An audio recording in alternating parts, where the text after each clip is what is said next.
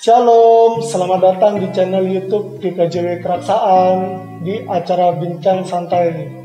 Nah, kali ini di episode ini saya tidak sendirian, saya mengundang salah satu warga kaum muda di GKJW Jemaat Keraksaan. Sebelumnya saya Yosua dan narasumber yang saya undang ini adalah Mbak Meris. Shalom Mbak Meris. Shalom Kak Yosua. Shalom teman-teman di rumah. Nah, gimana nih kabarnya Meris sekarang? Puji Tuhan, sehat, baik. Sehat ya. Oke. Nah, keluarga juga sehat kan di rumah? Sehat semua, puji Tuhan. Oke, sehat juga.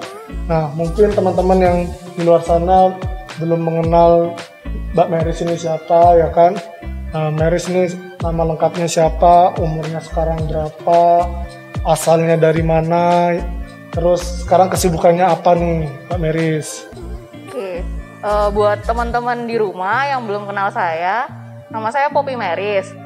Teman-teman biasa manggil saya Meris. Kemudian tahun ini saya usianya 21 tahun. Untuk kesibukannya saya sebagai mahasiswa di salah satu kampus di Surabaya, di Politeknik Perkapalan Negeri Surabaya, untuk jurusannya Teknik Perpipaan. Terus asalnya saya dari sini aja Kak Yos, dari Desa Bulu gitu.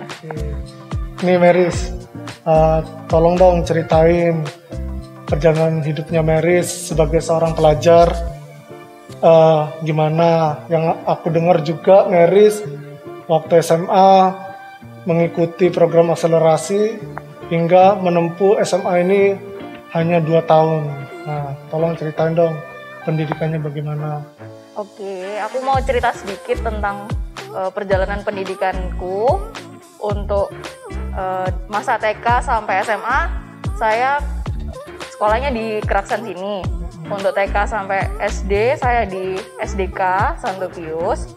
Kemudian SMP-nya saya ambil pendidikan di SMP Negeri 1 Keraksaan. Kemudian lanjut SMA di SMA Negeri 1 Keraksaan. Terus kemudian waktu saya masuk SMA, waktu itu saya terpilih untuk mengikuti program akselerasi yang waktu itu pertama diadakan di SMA 1 Keraksaan gitu. Nah, karena pertama juga, jadi murid yang bisa ikut itu hanya beberapa saja gitu ya. Nggak harus, nggak semua lah. Nggak semua. Waktu itu cuman kalau nggak salah 14 orang saja gitu. Nah, selama Meris mengikuti program itu akselerasi, kira-kira ada keluh kesahnya nggak sih? Soalnya aku nih sebagai kakak kelas kamu waktu di SMA 1 Keraksaan, pasti adalah titik beratnya ketika mengikuti program akselerasi itu. Oke, kalau keluh kesah mungkin ada beberapa ya. Aku ceritain salah satunya karena itu masih program pertama yang dijalankan di SMA 1 Keraksaan ini. Jadi masih banyak percobaan, masih banyak trial dan error. Trial dan errornya tuh contohnya di kurikulumnya, di metode belajarnya, kemudian trial dan error di KKM atau batas minimum pencapaiannya gitu. Jadi dan kita juga nggak ada panutan ya, nggak ada contoh dari sebelum-sebelumnya atau dari kakak kelas untuk program Axel itu seperti apa sih. Jadi ya kami hanya mengikuti arahan dari guru saja tanpa tahu seharusnya kami itu seperti apa gitu. Mungkin itu Meris tadi menjelaskannya secara teknis belajarnya ya mungkin ya. Waktu keluh kesahnya. Nah, ini mungkin secara dari teman-teman, kondisi teman-teman yang mungkin tidak mengikuti program program akselerasi ini, gimana sih nanggepin mungkin dari pergaulannya bagaimana kayak gitu, gimana sih? Ya, kalau dari sisi kehidupan pergaulan atau kehidupan sosial sebagai anak Axel ya merasakan ini sih, mungkin iri ya dari teman-teman maupun teman-teman seangkatan maupun itu dari yang atasnya gitu. Karena kan kita kan masih pertama, jadi pandangan mereka itu kayak iri gitu loh, karena kita sedikit diistimewakan oleh sekolah gitu. Benar.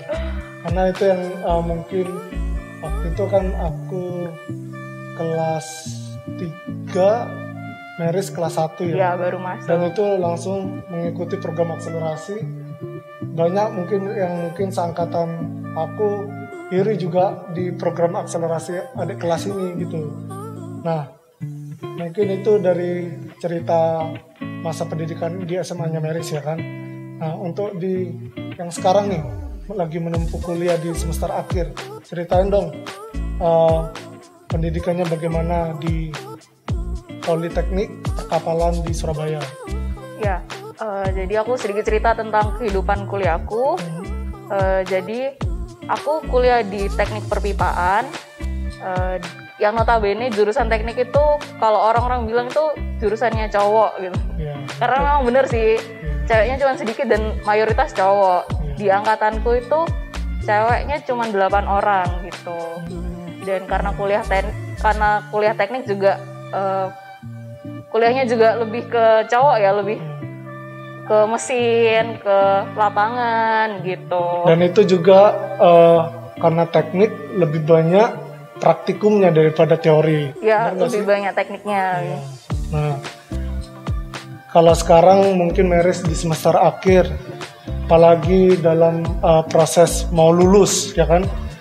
Apa yang menjadi keluh kesahnya Meris ketika dalam semester akhir ini di masa pandemik, apalagi masa kondisi COVID-19 ini, apa yang Meris rasakan saat ini?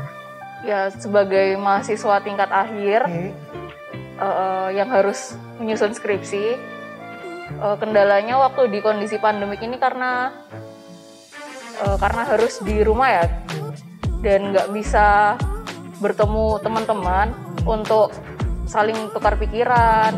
Sebenarnya bisa sih, cuman nggak sebebas kalau online gitu, nggak sebanyak kita ngobrol kalau offline gitu kan. Kalau online ya hanya sebatas begitu-begitu saja gitu. Jadi untuk tukar pikiran bersama teman-teman itu masih kurang gitu. Nah, untuk dalam itu kan secara kamu dengan teman-teman nih, dengan mungkin proses kamu mungkin semester akhir ini kan proses menyusun skripsi, apalagi mungkin baru selesai magang atau PKL ya kan, praktek. Nih, bagaimana sih tips kamu buat teman-teman? Ceritain dong, ketika magang juga mungkin dapat penolakan nggak sih dari perusahaan seperti itu? Oh ya, ngomong-ngomong masalah magang nih, aku mau cerita dikit. Jadi tahun lalu aku masuk masa magang, dan tahun lalu juga pandemi ya. Jadi waktu masa magang itu ada sedikit kendala atau kesulitan waktu cari tempat magang gitu. Jadi kan karena kondisi pandemik itu banyak sekali dan hampir semuanya ya perusahaan itu menolak atau menunda program magang gitu. Atau bisa dibilang mereka nggak mau nerima anak magang gitu. Karena kan kondisi yang belum tentu waktu itu. Jadi waktu tahun lalu sempat kebingungan cari tempat magang di mana, sementara lagi kami ini harus magang tapi kami belum dapat gitu. Itu nggak cuman saya saja, tapi satu angkatan atau bahkan seluruh Indonesia yang merasakan itu gitu. Tapi puji Tuhan waktu itu saya dapat Kak Yos, dan waktu itu dapatnya H-5 sebelum saya masuk masa magang. Okay. Jadi kan sebelum itu saya cari-cari dan banyak penolakan, dan kemudian H-5 sebenarnya waktu itu ya udahlah dapat di mana aja, nggak apa-apa yang penting magang gitu kan. Tapi puji Tuhan H-5 itu dapat dan sesuai dengan kriteria jurusan saya. Salah satunya waktu itu perusahaannya kontraktor dan itu masuk kriteria perusahaan dari jurusan saya gitu. Dan itu Meris untuk masa waktu PKL-nya atau magangnya itu sesuai nggak dengan kriteria dari kampus? Biasanya kalau dari kampusku itu 3 bulan, mungkin di tempat Meris beda berapa bulan gitu. Itu sesuai nggak dengan apa yang sudah diberikan perusahaan disetujuinya Meris gitu? Ya, kalau dari kampus saya waktu itu syaratnya minimal 16 minggu atau kalau dikonversikan 4 bulan, sekitar 4 bulan. Dan waktu itu juga puji Tuhan lagi perusahaan itu mau nerima kita magang selama 4 bulan. Bahkan waktu itu ditawari kalau mau lebih ya nggak apa-apa, silahkan gitu. Iya, puji Tuhan dapat yang enak gitu. Oke, rupanya masih perbincangan kita ini makin seru. Kita jeda dulu, jangan kemana-mana. Saksikan terus acara ini hingga akhir.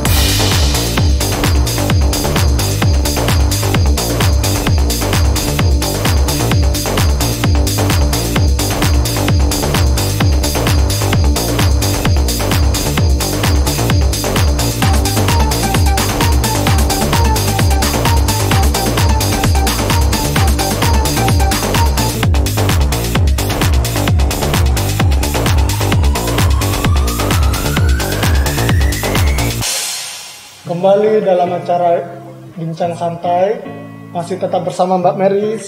Oke, untuk kali ini tadi kan Meris sudah ceritain tentang masa pendidikannya nih. Nah, kalau boleh tahu nih Meris, dalam kehidupan Meris hingga saat ini, masalah apa yang paling berat kamu hadapi hingga menurut kamu itu yang paling down dalam kehidupan kamu? Ya, kalau paling down itu mungkin ada beberapa, cuman saya mau cerita yang deket-deket ini. Jadi di akhir tahun kemarin almarhum bapak dipanggil Tuhan, dan itu saya lagi hektik-hektiknya dengan urusan magang dan kuliah. Jadi waktu itu persis saya baru selesai magang. Terus saya dapat telepon dari rumah kalau bapak sakit. Aku tuh bilangnya masih biasa gitu, karena bukan gejala yang berat gitu kan. Terus setelah dapat telepon itu saya nggak langsung pulang sih, masih ngurus sesuatu di Surabaya. Terus saya baru bisa pulang seminggu kemudian, seminggu setelah dapat telepon itu. Kemudian pulang itu langsung ya kondisinya, karena sudah di rumah sudah kondisi bapakku sudah parah, dan di rumah juga bingung harus gimana gitu. Sebelumnya sudah dapat pengobatan, cuman tidak kunjung membaik. Akhirnya diputuskan dibawa ke rumah sakit gitu. Tapi pada saat itu bapak udah dibawa ke rumah sakit dalam opname di rumah sakit ya, tapi Meris masih di wilayah Surabaya? Oh enggak, jadi sebelum saya pulang itu masih di rumah, cuman dapat pengobatannya itu hanya dari dokter umum. Kemudian saya pulang langsung. Waktu itu saya datang terus malamnya itu diputuskan untuk bawa ke rumah sakit aja daripada karena kondisinya nggak kunjung membaik ya. Jadi pertolongan yang paling tepat ya dibawa ke rumah sakit gitu. Terus di situ melalui prosedur yang cukup cukup menguras tenaga. Jadi setelah ke IGD ternyata keputusan dari rumah sakit ini harus opname dan masuk ruang isolasi begitu. Oke. Nah, untuk itu Meris, waktu bapak masih sakit, kamu gimana ketika merasa terbebani nggak ketika bapak sakit? Ya terbebani, bukan terbebani sih, tapi lebih ya karena waktu itu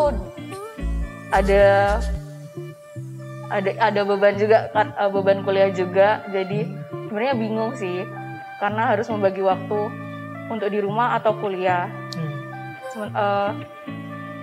Jadi waktu itu ceritanya kan di rumah sakit, dan secara tiba-tiba harus opname di rumah sakit selama sekitar 12 hari. Terus setelah bapak dipanggil Tuhan itu, besoknya pun kita ditelepon dari pihak puskesmas kalau kami sekeluarga harus karantina.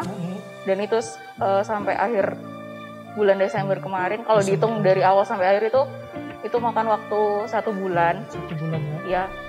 Dan waktu 1 bulan itu sebenarnya bisa saya saya gunakan untuk mengerjakan skripsi, karena memang masa-masa itu saya dan teman-teman dikasih waktu untuk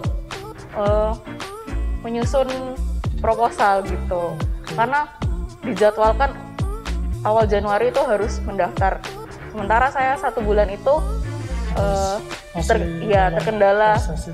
terkendala bapak sakit dan harus karantina, jadi terhambat untuk proses penyusunan skripsinya gitu. Nah, ini dengan sosok bapak, almarhum bapak, apa yang teringat dari kamu dengan sosok bapak, apalagi bapak ini seorang pelayan juga di gereja, seorang majelis yang notabene berpelayanan untuk Tuhan gitu loh. Sosok bapak buat saya itu dia orang yang tegas, tapi bapak itu juga penyayang gitu. Untuk anak-anaknya dia tuh tegas, tapi itu sebenarnya sayang banget sama anak-anaknya gitu. Oke.